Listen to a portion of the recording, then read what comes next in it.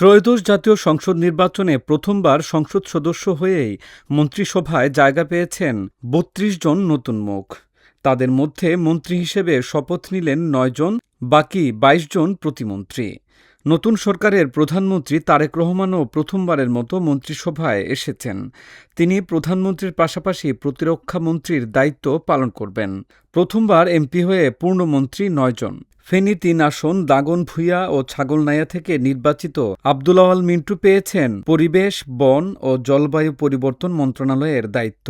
সিলেট ১ থেকে প্রথমবার এমপি হয়ে বাণিজ্য, শিল্প, বস্ত্র ও পাট মন্ত্রণালয়ের দায়িত্ব পেয়েছেন খন্দকার আব্দুল মুক্তাদির। সিলেট ৩ থেকে সাবেক মেয়র আরিফুল হক চৌধুরী পেয়েছেন শ্রম, কর্মসংস্থান, প্রবাসী কল্যাণ ও বৈদেশিক কর্মসংস্থান মন্ত্রণালয়। মানিকগঞ্জ ৩ থেকে আফরোজা খান রিতা বেসামরিক বিমান ও পর্যটন মন্ত্রণালয়ের দায়িত্ব সামলাবেন। রাঙামাটি থেকে দীপেন দেওয়ান পার্বত্য চট্টগ্রাম বিষয়ক মন্ত্রণালয়ের দায়িত্বে। ঝিনাইদহ ১ শৈলকুপা থেকে সাবেক অ্যাটর্নি জেনারেল মোহাম্মদ আসাদুজ্জামান আইন, বিচার ও সংসদ বিষয়ক মন্ত্রণালয়ের দায়িত্ব পেয়েছেন। টাঙ্গাইল ১ থেকে ফকির মাহবুব আনাম স্বপন ডাক, টেলিযোগাযোগ ও তথ্য প্রযুক্তি মন্ত্রণালয়।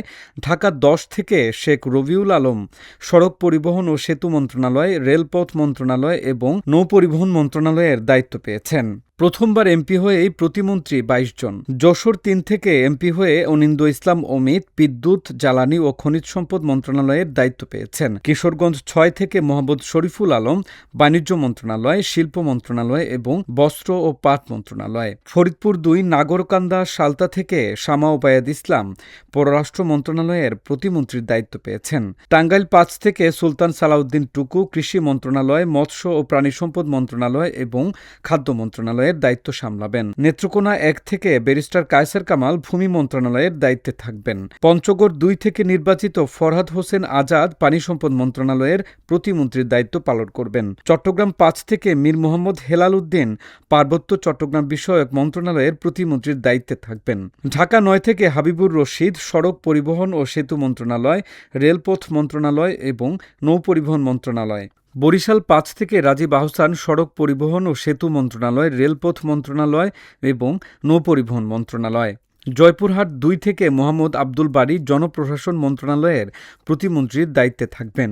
বগুড়া ২ থেকে মীর শাহে আলম স্থানীয় সরকার, পল্লী উন্নয়ন ও সমবায় মন্ত্রণালয়ের প্রতিমন্ত্রীর দায়িত্বে থাকবেন। ঢাকা ৬ থেকে ইশরাক হোসেন মুক্তিযুদ্ধ বিষয়ক মন্ত্রণালয়ের দায়িত্ব পালন করবেন।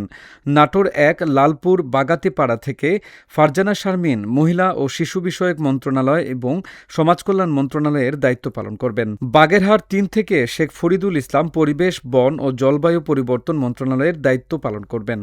ময়মনসিংহ ৯ নান্দাইল থেকে ইয়াসের খান চৌধুরী তথ্য ও সম্প্রচার মন্ত্রণালয়ের দায়িত্ব পালন করবেন। ময়মনসিংহ ৩ থেকে এম ইকবাল হোসেন দুর্যোগ ব্যবস্থাপনা ও ত্রাণ মন্ত্রণালয়ের প্রতিমন্ত্রীর দায়িত্ব পালন করবেন। সিরাজগঞ্জ ৬ থেকে এম এ মুহিব স্বাস্থ্য ও পরিবার কল্যাণ মন্ত্রণালয়ের দায়িত্ব পালন করবেন। পিরোজপুর ২ থেকে আহমেদ সোহেল মঞ্জুর গৃহায়ন ও গণপূর্ত মন্ত্রণালয়। ঢাকা ১৩ থেকে নির্বাচিত এনডিএম সভাপতি ববি হাজ্জাদ শিক্ষা মন্ত্রণালয়, প্রাথমিক ও গণশিক্ষা মন্ত্রণালয়।